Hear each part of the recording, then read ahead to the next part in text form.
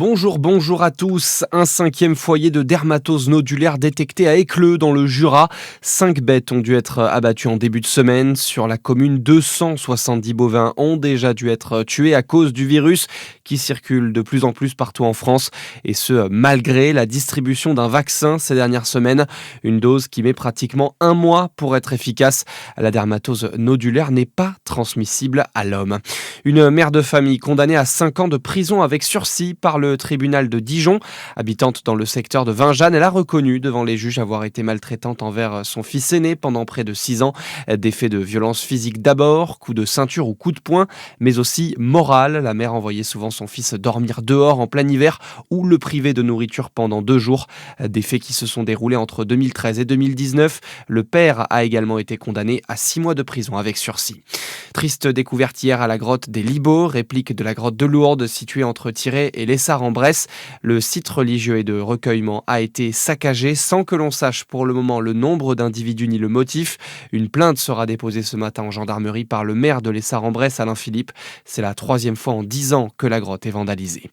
Améliorer les conditions de vie des étudiants, c'est un des combats privilégiés par la région Bourgogne-Franche-Comté. La rentrée universitaire a coûté 2 928 € en moyenne par étudiant, soit une augmentation de 162 €. Les élus régionaux ont adopté vendredi dernier un nouveau dispositif pour endiguer le phénomène, Thomas Sténico. Oui, réunis en assemblée plénière, les élus ont adopté une enveloppe de 600 000 €. Cette somme va être divisée sous forme de subventions, allant de 5 000 à 50 000 €. Les dispositifs d'hébergement d'urgence vont notamment en bénéficier. Chaque année, des dizaines d'étudiants se retrouvent à la rue. Ils peuvent alors se tourner vers la commission de solidarité étudiante. Depuis 2023, elle a aidé plus de 700 jeunes à trouver un studio, une colocation ou encore une chambre chez l'habitant. D'autre part, les territoires ruraux vont davantage être subventionnés. Les étudiants jurassiens ou encore saônais-loiriens bénéficient de beaucoup moins de services que ceux basés dans les grands centres urbains comme Dijon ou encore Besançon, ce qui renforce leur précarité. Si la collectivité a débloqué des fonds pour aider ses étudiants, elle en appelle à une action concrète de l'État qui, pour certains élus, n'a jamais pris la mesure de la précarité étudiante.